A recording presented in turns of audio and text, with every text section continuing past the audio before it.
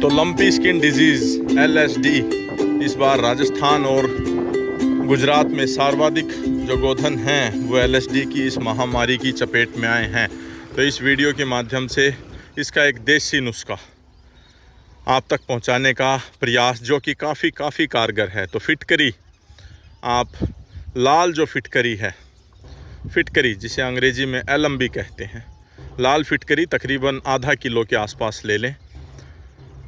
और सफ़ेद जो फिटकरी होती है आप उसका भी प्रयोग कर सकते हैं, लेकिन अगर लाल फिटकरी लेते हैं तो उसमें आपको परिणाम और भी अच्छे देखने को मिलेंगे। एक सफ़ेद फिटकरी साबुन की बट्टी की तरह इस तरह भी आती है, हालांकि जो नॉर्मल सफ़ेद फिटकरी है वो ज़्यादा ठीक है, आपको सस्ती भी मिलेगी। तो तकरीबन ये 50-60 रुपए की आधा किलो फिटकरी आपको आएगी और उसको आप तकरीबन 20 लीटर 25 लीटर पानी में घोल लें।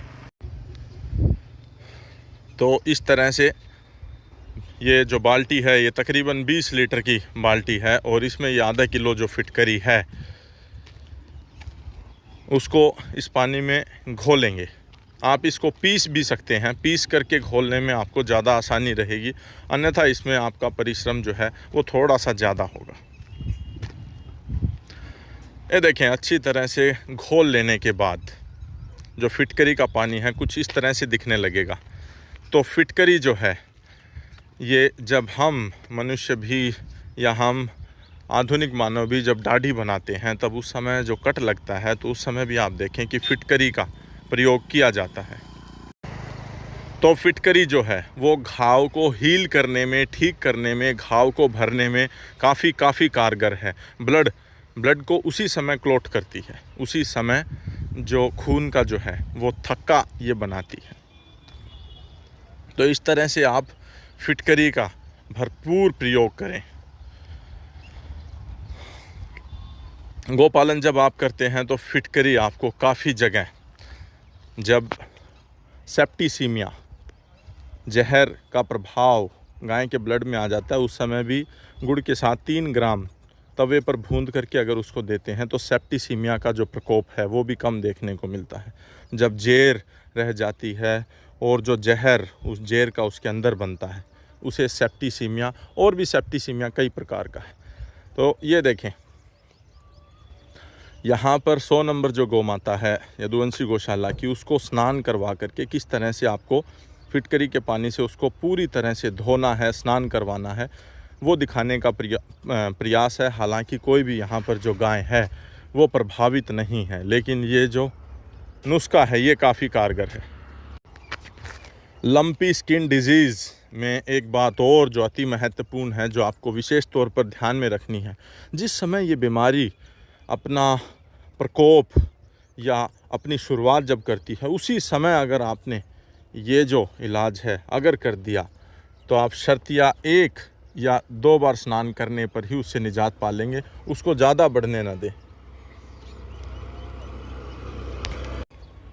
तो देखें, युवा साथी हैं योगेश, और फिटकरी के पानी से किस तरह से गऊ को स्नान करवाना है वो यहाँ पर दिखाते हुए। तो एक बार फिर मैं दोहराना चाहूँगा, आधा किलो फिटकरी 20 से लेकर के 25 लीटर पानी में अच्छी तरह से घोलने के बाद जो प्रभावित गोधन है उसको आप अच्छे से नहलाएं, उसके घावों को अच्छे से साफ़ करें। हालांकि बहुत ज़्यादा रगड़ने की आवश्यकता इसमें नहीं है। और इसके बाद तकरीबन 3-4 जो बाल्टी हैं अच्छे पानी की, साफ़ पानी से उससे नहलाएं। तो एक फिटकरी के पानी से एक बाल्टी 5-7 मिनट उसके ऊपर छोड़ दें और उसके बाद 4 बाल्टी तकरीबन 100 लीटर पानी में धीरे धीरे करके उसको पूरे शरीर को धोएं।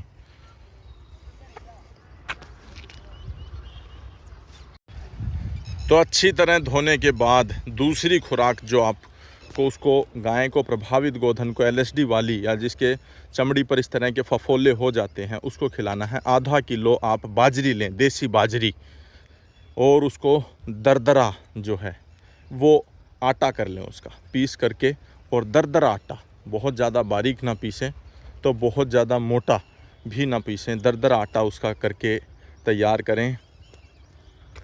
और फिर उसको किसी साफ बर्तन में ले करके उसमें तकरीबन आपको 2 बड़ी चम्मच जो हैं वो आमा हल्दी हो तो सर्वश्रेष्ठ है, अन्यथा जो साधारण हल्दी है वो भी चलेगी।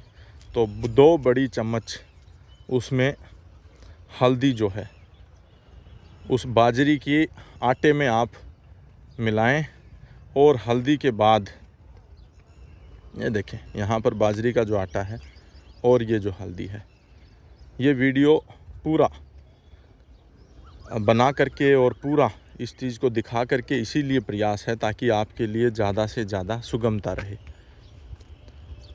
तो हल्दी यहाँ पर ली गई है, बाजरी का आटा लिया गया है आधा kg, और ये लें देसी गाय का घी। जैसे कि अन्य वीडियोस में भी मैंने बताया है, जब आपको गाय बीमार हो, गाय में कोई व्याधि आई हो, तो तकरीबन 70-80% केसेस में अगर आप उसको गाय का घी खिला देते हैं तो वो उसमें कारगर आपको रिज़ल्ट देगा। तो ये देखें, तकरीबन आप 50 से लेकर के 100 ग्राम देसी गाय का घी ले लें और इसको अच्छी तरह से औसन लें।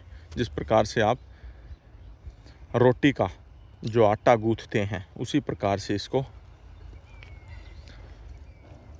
गूँथ करके और इसके जो हैं पेड़े तैयार कर लें। थोड़ा सा पानी अगर आप इसमें प्रयोग करना चाहें तो किसी प्रकार की कोई आपत्ति नहीं है।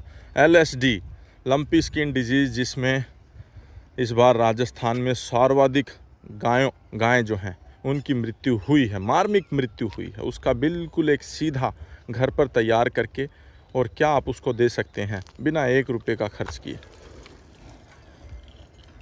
इसमें जब भारी मात्रा में गऊ के इस तरह का चर्म रोग होता है, LSD का जब प्रकोप आता है, तो कहीं ना कहीं किसान भी पीछे हट जाता है, क्योंकि उसकी आर्थिक क्षमता इतनी नहीं होती है कि वो डॉक्टर को बुलाए, डेली अंग्रेजी आधारित चिकित्सा करवाए, फिर डॉक्टर की फ़ीस, फिर उन दवाइयों की फ़ीस। तो वैसा ना करके ये यहाँ पर देखें, बाजरी का जो आटा लिया था उसके 2 मोटे पिंडे या फिर जो पेड़े हैं वो तैयार कर लिए गए। ये देखें इस तरह से,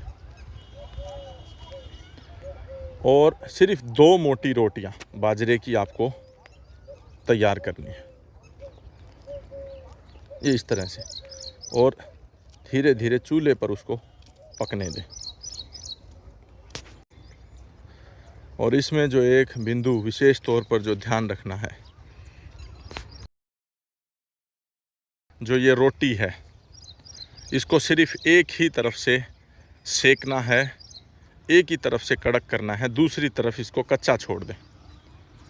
ये दूसरी यहाँ पर जो बाजरी की मोटी जो रोटी है उसको भी एक ही तरफ से सेकेंगे, दूसरी तरफ उसका कच्चा रहने दें। फिर देखें, आधा किलो बाजरी लिया, उसमें आपने हल्दी मिलाई, उसने आपने घी मिलाया और उसको चूल्हे वाली आंच पर